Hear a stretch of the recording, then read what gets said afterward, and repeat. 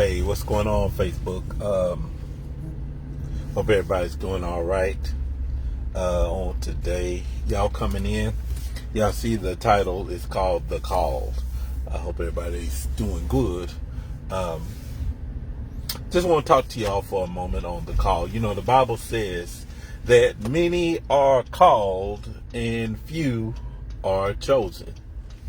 And I know a lot of people have a interpretation of what that means to a degree, to an extent. But I want to definitely bring about what called means. It means to be invited. It means to be summoned. It means to be called upon. It means to be brought into.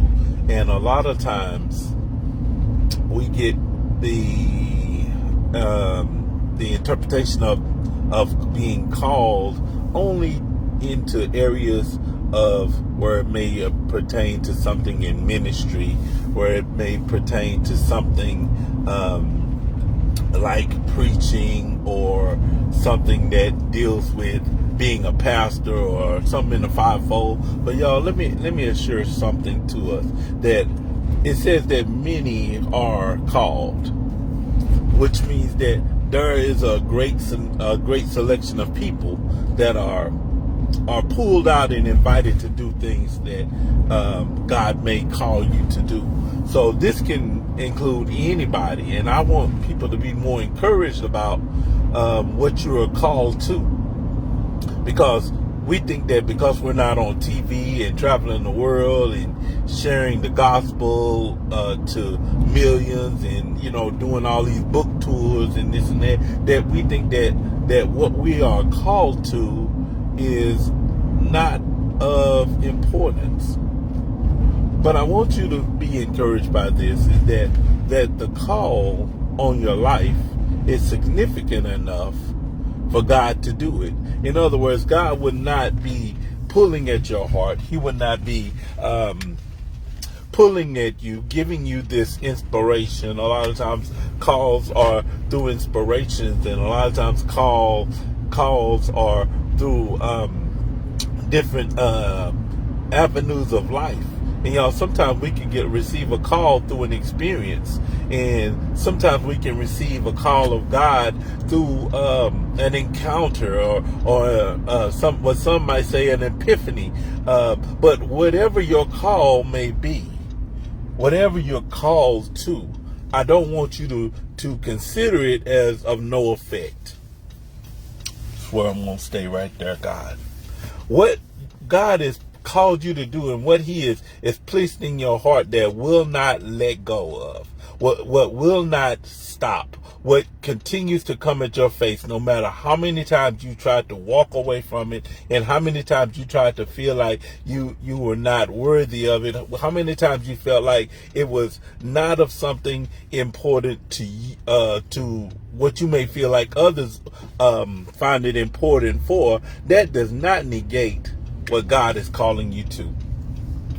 That does not negate what God is putting on your heart to do.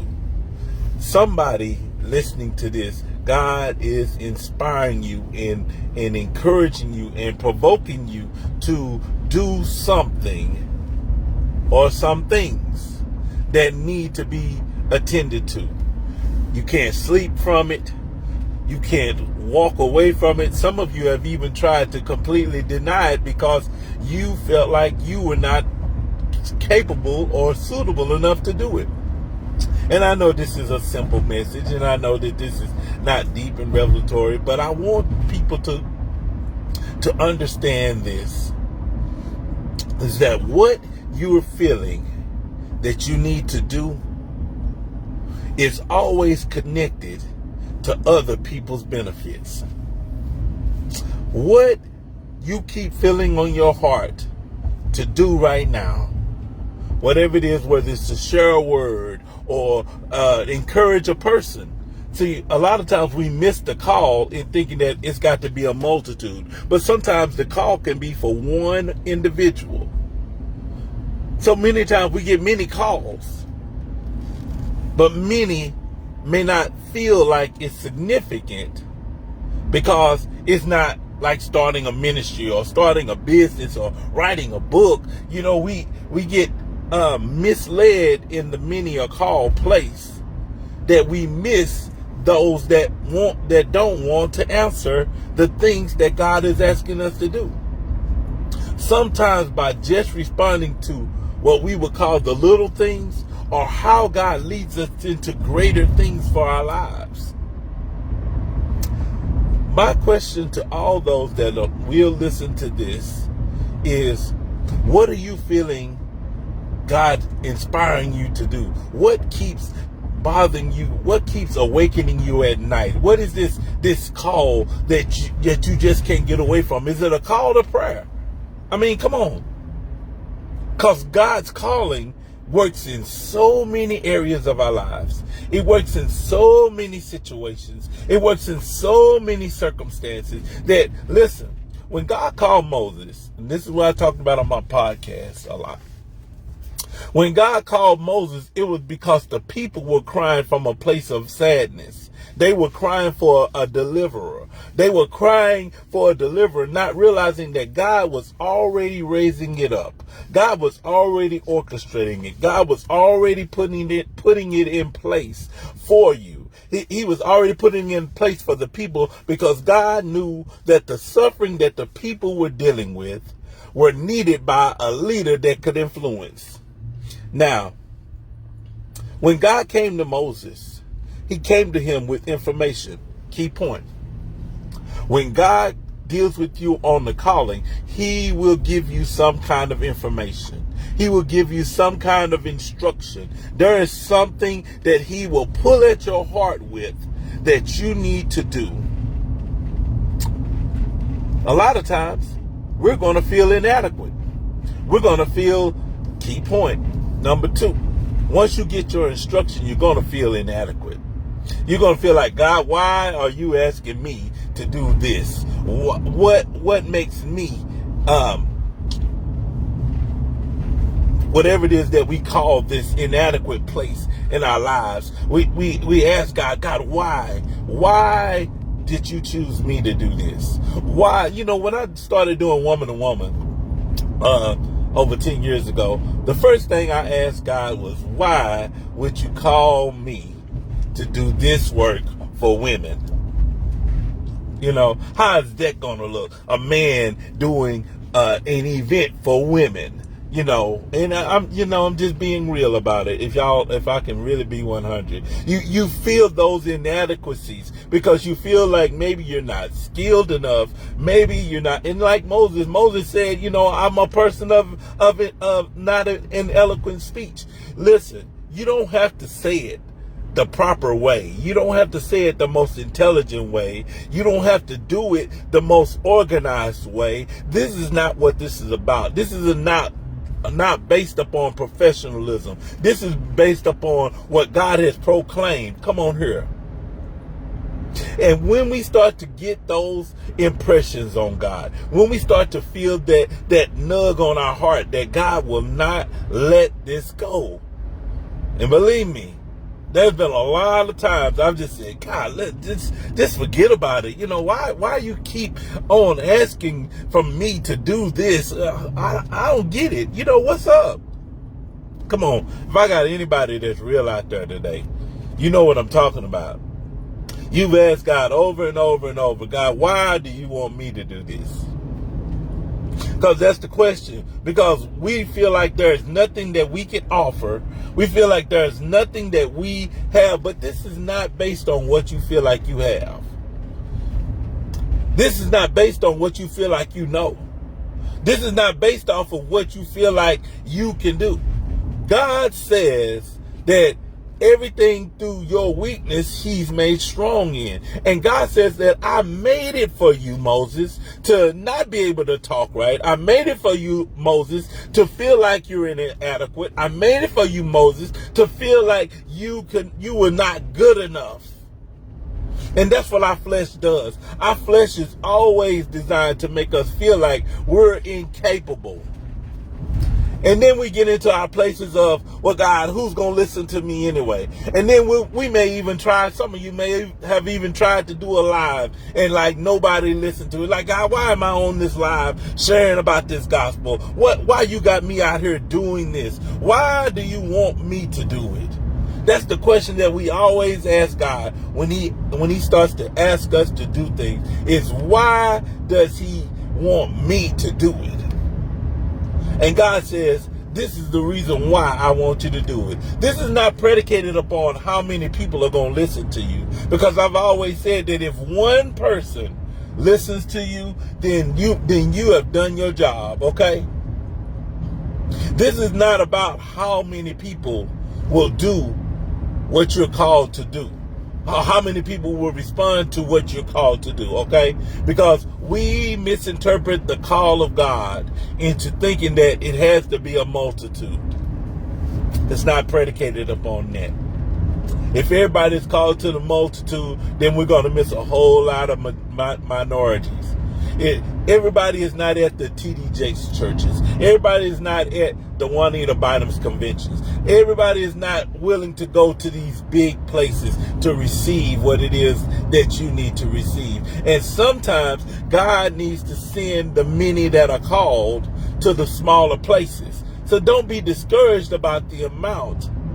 Because if you start getting discouraged about the amount, you're going to start trying to number how many people are going to be a part of this. That alone will make a lot of people quit. I've seen a lot of people quit because of the number of people that were not a participant of it. But the call of God, the call that God has for you is not predicated upon numbers. Jesus says it like this. He says, if you draw unto me, he says, if I be lifted up, bless you, Lord. I thank you for that clarity. If I be lifted up, I'll draw all men unto me. When you're being called, who you doing it for? Are you doing it because you're trying to draw attention to yourself? Then that may be a reason why you don't want to do it. Because you feel like you may not draw enough people to it. That's not why you're called. You're not called to draw people. You're called because God said it. What are you called to, man, woman of God? What is God telling you to do?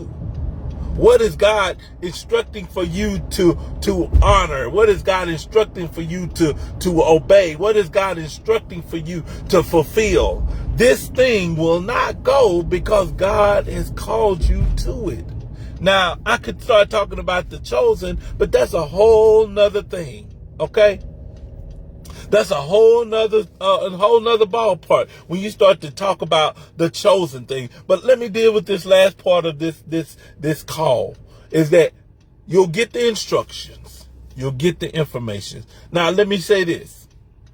You may not get all the information and instructions, but God will give you the information that's needed for you to fulfill what it is that you need to do. And even as he told Abraham, he said, go and I will show you. See, the call just told Abraham to go. God says that as Abraham went, he found what he needed to find to do what it was to fulfill the call that he heard.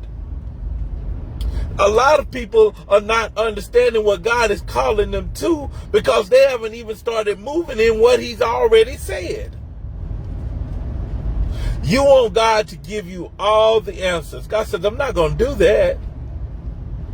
We want God to give all the instruction. We want God to give all the things. Why? Because we want to have all the things in place before we start doing what God has said to do. But God said that if I give you all the answers, if I give you all that's pertaining to what I'm calling you to do, then you'll trust only in you. And I know this is a simple message, but listen, some of us are not even obeying the call. We're not even obeying the simple things God is telling us to do. God is telling us some simple things as far as go and just tell people to come to church. We can't even do that. He's telling people to just go and just testify about how he saved you. We can't even do that. But we want God to do these great big miracles. Listen, the miracle is right there in your hands. Oh, y'all will catch that later. The miracle is right there before you. Man or woman of God, it's right before you. Stop looking at how big the cause should be. That's our problem. Is that we're looking at how big it should be when we don't know that even the simplistic things are moving great miracles. The simplistic things are delivering lives. The simplistic things are what we are missing in the call, because we are so spoiled by the deep things. We are so spoiled by, oh man, we want the world to explode behind the things that we do. We're attention grabbers. We're trying to gather attention to the things that we do. God says you're responding the wrong way to what I'm calling you to do. You're trying to get the big eyes and the little U's. And God says you're going about the wrong things to do my great work. That my great work is in the information that I've given. Come on now. The inadequacy of what you feel and the intimidation of others. Many people are intimidated and will be intimidated because they will begin to provoke and discourage what it is that you're doing. Just because they can't do it, or because they want to do it, or they don't want to see you do it. But I want you to be encouraged by the fact that don't let people that are intimidated by what God has called you to do stop you from doing what God is calling you to do. Because what he's calling you to do could be something that could change the dynamics of what it is that is needed for his glory. What it is that's needed for his people. You could be the trendsetter of the next TikTok move. I'm saying that literally. Because y'all know TikTok has a lot of trending things that come out. And it's all types of trends. And you could be the next move. You could be the next revival that hits your town. You could be the next revival for what hits a person's life. You could be the next in the call, because we don't know what the call will do. We don't know if it's going to bring like a little wave or a tsunami of change. But we do know this, that if we obey God, he will honor us. We do know this, that if we obey God, he will fulfill. The call may seem like it's not much. It may seem simple. It may seem like it's almost a waste of time. But listen, since when does anything that God does really be a waste of time? Think about it. What does God do that seems like a waste of time to us? But it's never ever to him. God will never ever waste your time on anything that he asks you to do. You may not see the results that you anticipate, but this is not predicated upon your anticipation of the results. We've got to get that out of our heads. You've got to get out of your heads the intimidation factor of other people trying to intimidate you. Or even if you may be intimidated by the call. Let's just be real. Sometimes God asked Jonah to go to Nineveh. Maybe Jonah felt intimidated by it. Maybe it wasn't just because he was just disobedient. We look at that on surface. Yeah, he was disobedient. Okay. But maybe it was just more than what Jonah felt like he could do. Maybe he didn't feel like he could do it. Maybe he was intimidated by it. But listen, if we let the things stop us that God continues to tell us to do, then we'll never ever live this fulfilled life. I'm not talking about things, the rewards of the things that we start out doing. I'm not talking about that, because listen, I can assure you there's a lot of things you do you may not ever see the full reward of in the things of God. Because this is not about the reward on this side. It's about the treasures that will be remembered when he says, well done, thy good and what? Faithful servant. Thy good and faithful servant. Remember this. Stay obedient to it. It may not feel right, and you may even feel out of place. But stay obedient to it. I was obedient to what I kept hearing God say. He said, get on here and talk. I'm like, man, I ain't been on live in a minute. God said, that's irrelevant to what I'm telling you to do. Get on here and talk to someone that needs to hear this, because the call is for a reason. And God is not trying to get anyone else to do what it is that he's calling you to do for his glory. So with that, y'all, that's your boy. That's it in a nutshell. I hope this helps somebody, and it just kind of give you a little bit more clarity and direction to what it is you need to do, what you need to respond to, and how you need to go about doing it. If you're hearing it, start doing it. If you're feeling it and it won't let you go and it won't let go of the bounds of your heart, do it. Do it. It may make all the world and all the difference in the world. You may be somebody, let me say it like this. Somebody's life may be forever changed because you decided to answer the call that was on your life. You decided to finally respond to what. Let me ask you this. I said I was done. But what if I would have stayed within my corner and just said, I'm not going to respond to what God is calling me to do? The lives that have been touched and changed, and that the people that I've met, I would have never ever met them. I never would have met some of the people that I've met that have been wonderful, life-changing relationships that I still hold fast to today. Years, long-term relationships. And I think, like, what if I would have never obeyed God? How would God have connected me with so many great, wonderful people in my life had I not obeyed him? It's humbling and it's rewarding for the things that we obey God in. Obey God in the thing he's called you to. Because in the call, there's great connections. There's great connections. There's great movements. There's great shifts. There's great changes. There's great birthings. There's great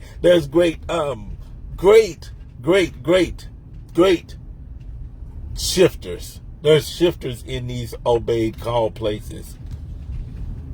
And I want to inspire somebody today.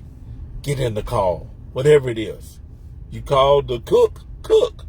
You call to connect with others. Whatever that call is, just obey it. Obey it. And then watch and see what God will do if we just willing to obey what he says for us to do. Y'all, it's your boy. I love y'all. Obey God. Obey him at his finest. Obey him at his fullest. And watch God move in your life like never before.